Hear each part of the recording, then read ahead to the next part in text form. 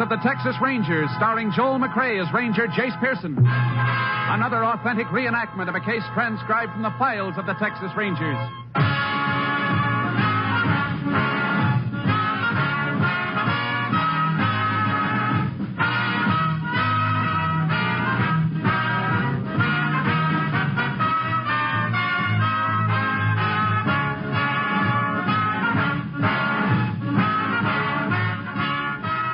Dates and places in the following story are fictitious for obvious reasons. The events themselves are a matter of record.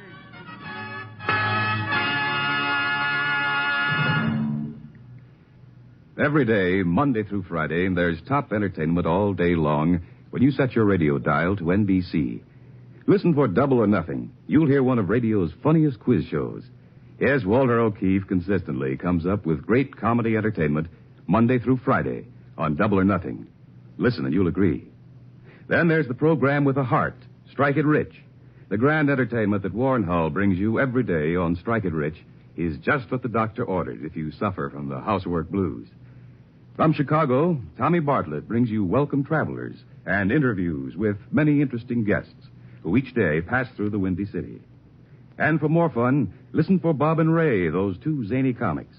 Then there's Music and Charm with Dave Garroway. So remember, every day, Monday through Friday, chase your blues away with the wonderful daytime programs on this station of the NBC Radio Network. And now, Tales of the Texas Rangers.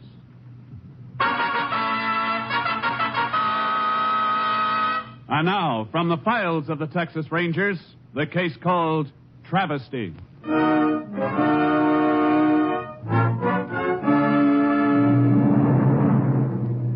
It is 10:30 a.m., February 12, 1951, at the Texas Rangers headquarters, as the commander of that company, Captain Stinson, is disturbed from his desk duties by an unexpected caller. Morning. Are you Captain Stinson? I sure am. What can I do for you? My name's Phil Clampett. Come a long way to talk to you, Captain. Sit down, Mr. Clampett. Thank you. Now, what's your problem? Well, this is bigger than just any little problem of mine, Captain. It's a matter of catching some crooked cops. That's a mighty serious charge, Mr. Clampett. Sure it is. I don't mind telling you I'm plenty burned up about this. I'll try to keep my dander down until I give you the facts. That'll be just fine. A couple of weeks ago, my company moved me down from St. Joe, Missouri to our Texas office at Harper's Ferry. Yeah? And brought my wife and kids, of course, and I was driving them down to a new sedan I bought for the trip. Stopped by a little drive-in on Highway 92 near a town called Corona. About 150 miles northeast of here. Yeah. And while we was inside eating, somebody opened the back of my car and stole a brand new spare. Sent for a deputy sheriff right away and reported it. That's the best thing you could have done, Mr. Clampett. Well, that's what I thought at the time. Deputy took down a full complaint and said he'd look into it. I gave this information to the insurance company, of course. When you filed a claim for the tire? Sure. Well, the insurance company made a routine check, and the sheriff of Corona County wrote him back saying he had no information on file about a tire theft report. I see. I was good and riled up about it, because it sure makes me look like a sap. So I wrote to Sheriff of Corona County myself and asked him what in blazes was going on. Well, have you got his answer yet? Right here in my pocket. Here it is. I don't like his attitude at all. Look, says here, have interviewed all my deputies, and we have no information at all about any report having been made of an alleged tire theft. Yeah, I see. Well, how you like that? Alleged. Why, he's called me a blasted liar, Captain. Is it possible, Mr. Clampett, that you could have the wrong county? No, it ain't, Ranger. Don't have a tire stolen every day in a week, and I'm not likely to forget where it happened. You're sure it was on Highway 92, near Corona? Yeah. Place had a filling station right next to it. How could you be positive the tire was stolen there, Mr. Clampett? Because I stopped on the highway about a mile before we got there to get a blanket out of the back. And the tire was there then. And when did you first notice it was gone? Just as soon as we'd finished eating. It was getting colder, and my wife wanted another quilt for the kids, you see. Uh-huh. I went to get it before we started and found the back of the car had been jimmied open, and the tire was gone. Look, here's a receipt for repairs on the trunk, Captain. Tell me, do you remember the name of the deputy you talked to, Mr. Clampett? No, I don't. He was a young fellow, though, and I gave him a detailed report of the whole thing. Now the sheriff says he don't have any such report on file. Now, look, Mr. Clampett. I've known Sheriff Halstead of Corona County for a long time. He's considered a mighty fine officer. Well, something's fishy somewheres, because I sure talked to a deputy. And if you can't trust even the law nowadays, who can you trust, Captain? Now, just hold on. We'll try to find out for you what went wrong over there. Johnson, get me KTXA. soon as I get the radio station, Mr. Clampett, I'll have a ranger assigned to investigate this right away.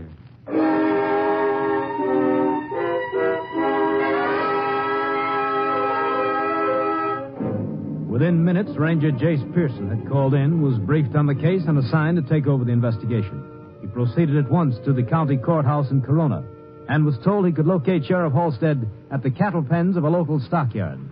Pearson contacted him there about noon. Sheriff Halstead? Yo! Oh, hello there, Jay. Can I speak to you for a minute? Sure thing. Well, what you doing over this way? Come on over here where we can hear ourselves think, huh? You bet. Oh, Bud, I'll talk to you later. I got kind of a ticklish job on my hands, Jim, and I'd like to ask you a few questions. I hope you'll bear with me while I clean up a little misunderstanding here. Sure thing. Fire away, Jace. Okay, you got a letter on February 7th from Harper's Ferry, didn't you, from a party named Phil Clampett? Yeah, I did. Some fellow claims he made a report of a tire theft to one of my deputies. And I understand you wrote him that you'd interviewed all your deputies and none of them had taken any such report. That's right. Boys didn't know anything about it. Fellow must be some kind of a crank, I think. Well, I don't think so, Sheriff. He had a receipt for repairs on the trunk of his car, and Cap Stinson seemed to think he was telling the truth. Oh, so now he's pestering the Rangers about it, is he? Let me ask you something, Sheriff. Yeah? Have you ever had any complaints on any of your deputies before? Nothing to speak of. Oh, about 3 months ago, a fellow was picked up for vagrancy and claimed Jerry Matthews emptied his wallet before he brought him in. Did you check on it? Sure, nothing to it. Fellow was plastered. Is Jerry Matthews a young fella? Yeah, he is. Nice, clean-cut kid. How long has he been working for you, Sheriff? Oh, 6-7 months, I reckon. A good officer? Kind of hard-headed. Gives me a little static sometimes, but he's got plenty of nerve. Matter of fact, I'd say he's my best man, Jace. Well, Clampett's dead sure it was one of your deputies he talked with. How could he be sure? When he wrote me, he didn't even remember the name of the diner. There are dozens of chicken and burger joints on Highway 92. He's pretty definite about its being near Corona, Cap said. Do you know of any place on the highway with a filling station next to it? Well, sure, that's the roundup, but... Well, Clampett didn't tell me that. Who covers that area, Sheriff? Jerry Matthews and myself. The same fellow you had the complaint on before? Yeah. But look here, Jace. Might as well accuse me. I'd bet my bottom dollar he's a straight shooter, that kid. Clampett said it was a young fella. I think I better talk to Matthews, Sheriff. Okay, Jace. I sent him up in the hills this morning. He's checking on a moonshiner. You want to ride up there? Yeah. I'd like to clean this up right away, Jim.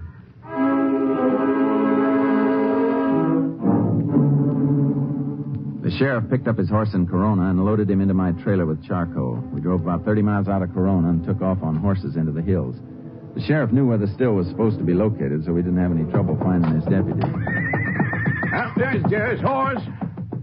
Oh, there he is now, over there. Coming out from behind that rock. Hey, Jerry! Hi, Sheriff. Oh, boy. Sharky. You find anything? No, just another rumor, I guess. Looked all over. There's nothing here. Just come out on a wild goose chase. Jerry, there's Ranger Pearson. Jerry Matthews. Morning, Ranger. Ranger wants to talk to you, Jerry, about that fellow who claims he had his tire stolen. You mean the one who wrote that letter? Didn't even know where it happened? Well, we figure now he was talking about the roundup, Jerry. I told you last week I don't know anything about it, Sheriff. Clampett still claims he talked to a deputy, a young fellow, who took down a written report. What do you want to talk to me for? You looking to accuse me, Ranger, of concealing something? I'm not looking for anything but information, Jerry. I told you, Sheriff, I never took no such report. Look, Jerry, the ranger here's been assigned to clear this up, and while he's here, I want you to cooperate with him as much as you can. Well, get one of the other boys. I got more than I can do now. I can't send you out on anything else, Jerry. It'll get this cleaned up. Meaning I am under suspicion then. We'd just like to have you stick around till we get to the bottom of this, Jerry. In the meantime, just on the report of some crackpot, you're relieving me of my duties. Is that it? Now, get a hold of yourself, Jerry. Remember, you're still wearing the deputy's badge. No, I'm not. I'm turning it in. Now, Here. wait a minute, Jerry. No reason for you to fly off the handle like this. What more can I tell you except I don't know anything about a tire theft? Suppose next you can ask me if I stole the tire. Well, somebody stole it, Matthews, and we'd like to have all the help we can in locating who did. First off, we want to find out who took that report. Well, you can stop investigating me right now, Ranger, because I'm not a deputy anymore. I've quit. Now, take it easy, Jerry. I'm fed up with this. I'd rather be looking for a job than working for someone who doesn't trust me. I'm not taking any more orders from you, Sheriff. I'm through. Turning in that badge, Matthews, doesn't mean you're not still taking orders from both of us. What do you mean, Ranger? I mean the sheriff and I are ordering you to stick around and be available for questioning until we figure this out. We're not through investigating this case yet.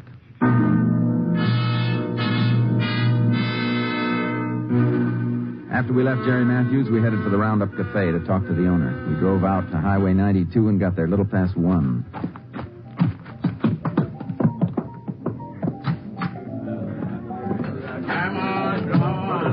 Charlie Reeves. He owns the place. I'd like to know if he remembers about that deputy. All right, Charlie, you got a minute? Ranger Pearson here wants to talk to you. Sure thing. Wait till I wipe my hands. Well, howdy, Ranger. Howdy. Mr. Reeves, do you remember an out-of-state car belonging to a fellow named Phil Clampett? Who? Phil Clampett. He claims he had a spare stolen out of the back of his car while he was eating in here. No, sir. I don't remember anyone having a tire stolen. When it A happened? couple of weeks ago. You don't recall one of your customers sending for a deputy sheriff at any time? No, sir, I don't, Ranger. You know a deputy named Jerry Matthews? Sure do. You remember if he's been around here lately? No, don't think he has. Used to drop in here for grub all the time before he got married. But I haven't seen Jerry more than twice in the last year, I reckon. Don't look as though you're going to be much help to us, Charlie. Sure sorry, Sheriff. Hey, maybe Vince knows something about it. Hey, Vince? Yeah. Take a face out of that blueberry pie for a minute. Come over here, will you? Yeah, sure. That's my brother-in-law, Ranger. Takes care of the filling station next door for me. Might be able to tell you something. Vince, this Ranger Pearson. Howdy, Ray. I'd like to know if you can give us any information about a tire theft. Tire theft? Yeah, a fellow named Clampett says it happened here, and he sent for a deputy. You know anything about it? Search me. Never heard anything about a tire theft or a deputy coming here either, ain't you? Being outside, if a tire was stolen, seems like I sure wouldn't known about it. Would you be able to recognize a customer if he come in here just once, Charlie? Well, that's hard to say. An awful lot of people drop by here in 24 hours. But I'd sure remember it if anything like that had happened. Maybe that fella's pulling an insurance racket to pick up the price of a tire. Say, how about that, Jace? Could be. Maybe we better get Clampett over here, Sheriff, and be sure we got the right diner. Right. So long, boy. Sure sorry we can't be more help to you, Ranger. Okay, thanks. Yeah, it seems funny nobody remembers anything about it, don't it, Jace? Yeah, it does. And I'm feeling kind of bad now about Jerry Matthews turning in his badge. Tell you what, Sheriff. Let's go out to Jerry's house and take him over to Harper's Ferry with us to talk to Clampett. Darn good idea, Jace. Because if this does turn out to be a racket, Jerry might like to be on hand when we clean it up.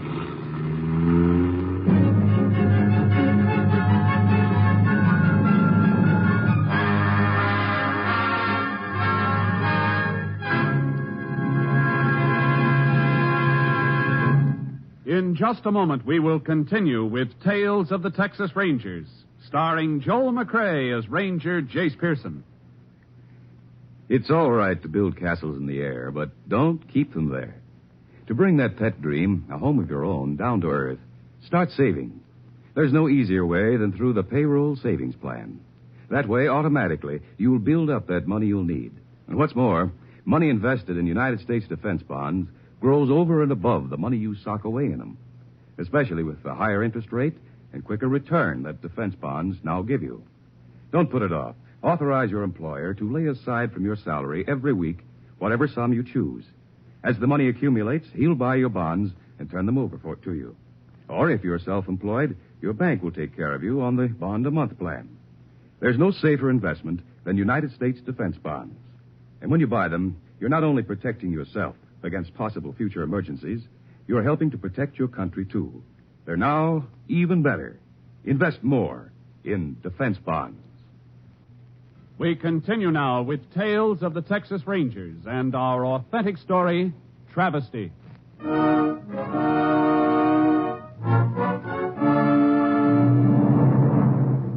We drove over to Jerry Matthews' house to pick him up and take him with us to Harper's Ferry to get Clampett. It was about 3:15 when we reached Jerry's place. Could hear a baby crying inside the house.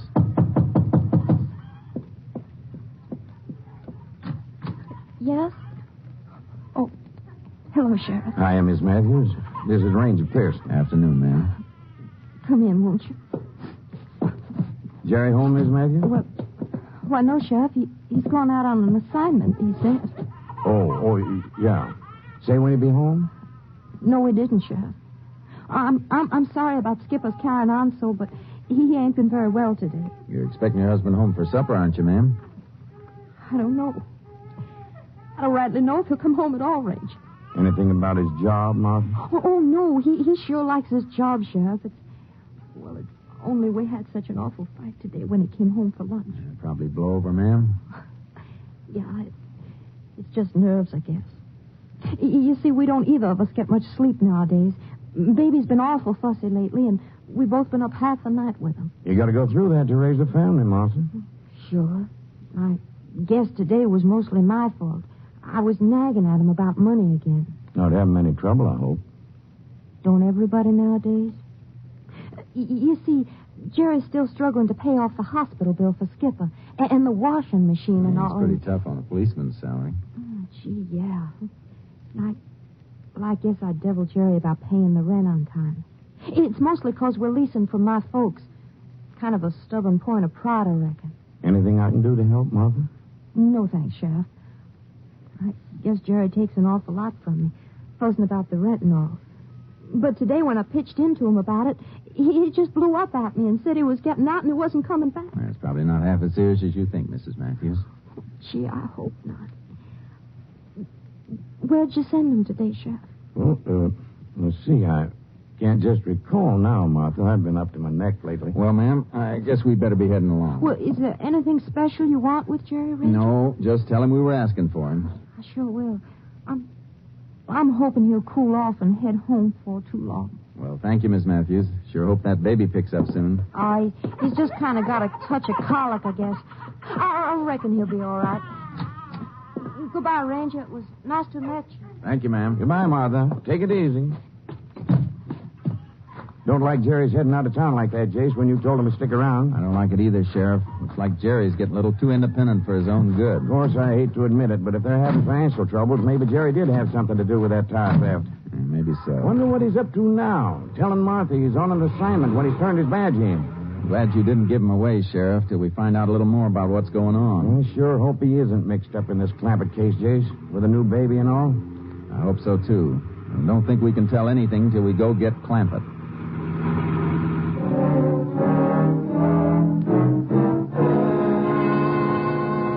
Sheriff and I headed for Harper's Ferry to pick up Clampett. We got to the house about 5:15 and knocked on his door. No one was home, so we walked around the garage at the back of the house. And the car's not in the garage. Probably hasn't come home from work yet. Yeah. What'll we do, wait for him? Just a minute, Sheriff. What? There's a tire in that garage. A new one. Do you suppose that nervy so-and-so really is pulling an insurance racket after all? It sure looks like it, doesn't it? Oh, there's a car coming in the driveway now, Jace. Tire there's the same as those on his car. Yeah. Mr. Clampett? Yeah? I want to talk to you a minute. We're here to see about that tire theft. Well, I'm sure glad you fellas are getting moving on this thing. Looks like we should have come to see you in the first place, Mr. Clampett. What do you mean? Maybe you can explain what that new tire, same issue as these on your car here, is doing in your garage. What are you talking about, Ranger? Mr. Clampett, this is Sheriff Jim Halstead of Corona County. I think he's waiting for a little explanation, too. I sure am, Clampett. What's that spare doing in there after you raised all this rumpus, accusing one of my deputies of withholding a report? You're loco. I haven't got no spare. I've been trying for weeks to collect from the insurance company so I could buy another one. Well, there it is over there, Clampett. Would you like to take a look? I sure would. Well, I'll be. How the devil did that get in there? Well, this tire wasn't in here when I left this morning. It is your spare, isn't it? It is. At least it looks like it. The one that was stolen? Yeah, but Ranger, I tell you, up till this morning it wasn't here. And I've been away all day. Where's your family? Well, my wife and kids are up visiting her sister in Waco. Somebody must have put it in here today while I was away. I'll bet it was that crooked deputy of yours, Sheriff. Now, look here, Clampett. I think you've caused my county enough trouble already. Ranger, listen. I'm telling you the truth. Somebody did put it in here. Well, look around. You see all the dust on things? This tire here is clean. You can see it hasn't been laying here long. I can see that all right. The tire is clean. There are a few fresh fingerprints on the casing. If all those prints are yours, Mr. Clampett, you're in trouble. If they belong to somebody else, then maybe we'll believe you.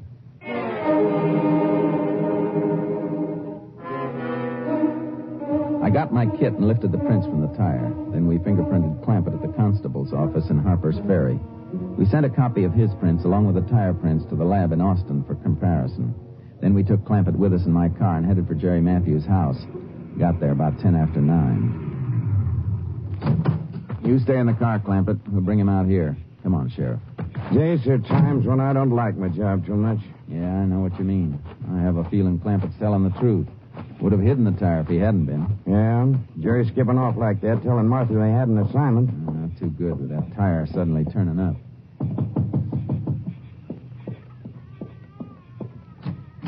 Yeah? Oh, it's you, Sheriff. Ranger and I'd like to talk to you, Jerry. Come on outside. No use upsetting your wife. Be with you in a minute, honey. Now what do you want? I'd like to know where you were from noon on today, Jerry. When you told Martha you were going on an assignment. Look, I'm not working for you anymore, Sheriff. I don't have to be badgered with questions like this. Oh, yes, you do. I'm here representing the county, and Ranger Pearson represents the state. All right. What do you want to know, Ranger? Were you in Harper's Ferry today, Matthews? No, I wasn't. Where were you then? Not going to answer that. I don't have to. Listen, Jerry, you know we're just doing our job. Why don't you tell us and be done with it? I'm not keeping anything from you that's any of your business. Where you were this afternoon is our business. Oh, look, you fellas, haven't I any right to privacy at all? Why don't you want to tell us? Just don't want to, that's all. You know, Jerry, there's an old saying, the truth is a mighty powerful weapon. Yeah. It can't do anything but help you out of this mess. Now, where were you all day today? I was at my father-in-law's over in Junction. Had some things to settle with him. Well, I didn't want to tell Martha about it because I didn't want to upset her with Skipper sick. You still don't believe me, do you? And just one more thing. Yeah? I want a fellow sitting over in the car to take a look at you. What fella? Phil Clampett. Come on, Jerry.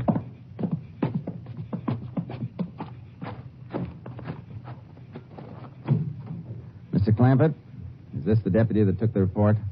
No, it ain't. He was a big fella, about same size, but the one I talked to was kind of grimy looking. Dirty fingernails and all. And couldn't help noticing when he took down the report. This fella ain't the deputy I talked to at all. Thanks. Okay, Jerry, that does it. I'm going to your wife now. Thanks. The sheriff? Yeah? Sure sorry about this morning. Didn't quite realize what that badge meant to me. I got it right here in my pocket, Jerry, if you'd like to have it back. Sure would. Thanks. Well, good night, Ranger. Nice kid. Yeah. I still don't know who did this. Dirty fingernails, huh? Hey, wait a minute. What is it, Jace? Mr. Clampett? Yeah, Ranger? Did this deputy sheriff you talked to have dark, sort of curly hair? Yeah, he did. You mean you're beginning to believe me? Uh-huh. If you'd been lying, you'd tried to pin it on Jerry just now. What were you driving at a minute ago, Jace? Well, when we were talking to those people at the roundup the other day, couldn't help noticing how dirty that brother-in-law's hands were. Vince? Yeah. Looked as though he might have washed them all right, but there was black grease under his nails. Vince could have done it all right. Sure, being right there in the filling station next to the parking lot, he's got a perfect racket stealing tires off out-of-state cars. Most of them had never missed him for a while either. Not till they were miles out of the state. Mr. Clampett, did the deputy you talked to have kind of almond-shaped eyes? Yeah, he did, Ranger. Come on, Sheriff. Get in. We got an interesting call to make. We headed for the Roundup Cafe on Highway 92. When we got there, the filling station was dark, and the neon sign over the diner was out. But the lights were on inside, and we could see Charlie drying a stack of dishes. Vince was leaning against the counter, a can of beer in his hand. He got out of the car and went up to the door. Ranger, there he is. There's the deputy I talked to. The one with the brew in his hand. And I'd like to get a closer look. I sure would. Hey, locked up, folks. It's Ranger Pearson. Open up. Oh, I'm sorry, Ranger. Didn't know it was you. Hey, Charlie. Yeah? Ranger and Sheriff want to see you. Okay. Stick around. We want to talk to you, too. Well, howdy, Ranger. Howdy, Sheriff. Can I get you some coffee or something? No, thanks. Friend here wants to say hello to you, Charlie. Huh? Ranger, he's the one that told me to call the deputy. What's he talking about? I never saw this guy before. This is Mr. Clampett. Claims he had a tire stolen here 2 weeks ago. How many times you two gotten away with this neat little racket? And which one of you hooks the tires? How about that, Vince? Would be kind of simple for you, wouldn't it? Being outside, just to break open the back of a car and take out the spare. Yeah, and then if somebody discovers it missing like Clampett did, you put in a call to the gas station, Charlie. Over comes Vince, the quick change artist, pretending he's the deputy sheriff. Listen, I don't know what this fella's been feeding you to, but I tell you, Ranger, it's all a pack of lies. Just the same, I'd like to have you both come down to the sheriff's office with us. What for? Want to take your fingerprints. You see, somebody got a little scared and returned Mr. Clampett's tire, figuring this whole thing would blow over that way. But he didn't know he was leaving a nice, fresh set of fingerprints while he was returning it. Okay. We'll be glad to come down with you. Oh, no, we won't. Hold it, Vince. Grab Charlie, Sheriff. You stay here, Charlie. No, you don't, Vince. Right, you follow me. Drop that cleaver, Ben. I'll kill you. Drop it. You all right, Jace? Yeah. You darn fool, Ben. What do you have to try to duck for? It's all right for you, Charlie. You haven't got any prints on that tire. Well, we've got a pair of handcuffs for him just the same. Come on, get up, Ben. Now, let me tell you something. A badge is a mark of trust. It doesn't belong on rats like you. Get moving.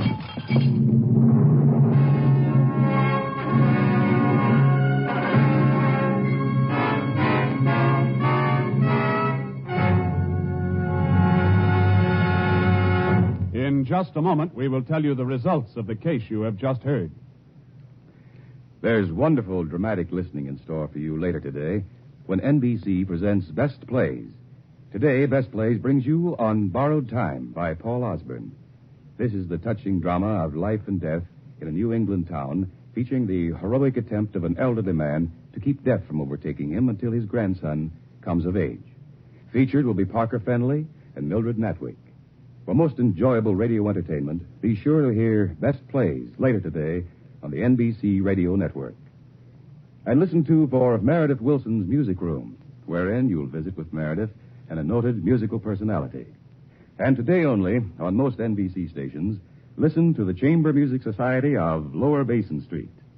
Under the direction of Henry Hot Lips Levine, you'll hear the finest in drama and music. Keep tuned to this station of the NBC Radio Network. Now, back to Tales of the Texas Rangers.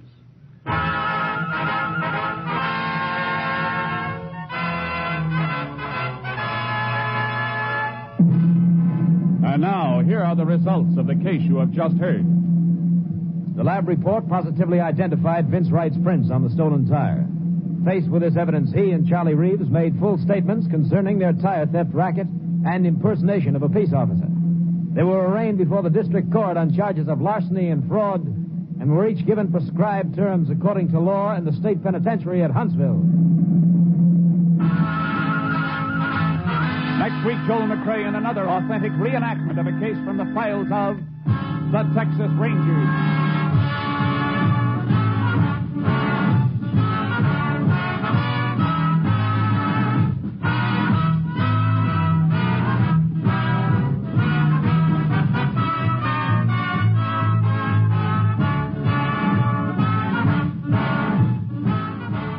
Joel McCrea will soon be seen in San Francisco Story, a Warner Brothers release. In the cast, you heard Byron Kane, Ken Christie, Paul Frees, Michael Ann Barrett, Jess Kirkpatrick, and Tony Barrett. Technical advisor was Captain M.T. Lone Wolf Gonzalez of the Texas Rangers. This story was transcribed and adapted by Betty Mears, and the program was produced and directed by Stacy Keach. Hal Gibney speaking.